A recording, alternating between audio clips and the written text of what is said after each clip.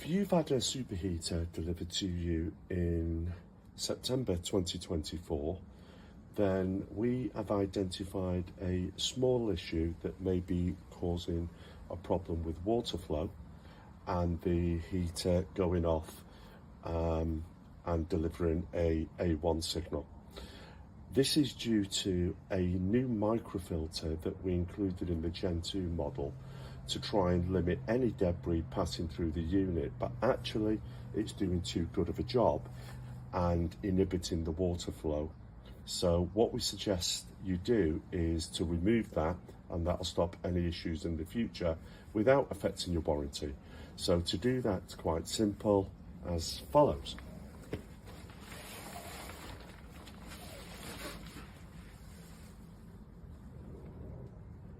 Simply undo the pipe to the water inlet, get a screwdriver up inside, and then prise it out, as you can see here. And this clogs very quickly. Once that's done, simply replace and refit the water inlet hose, tighten up, and that'll remove any potential issues in the future. Thanks.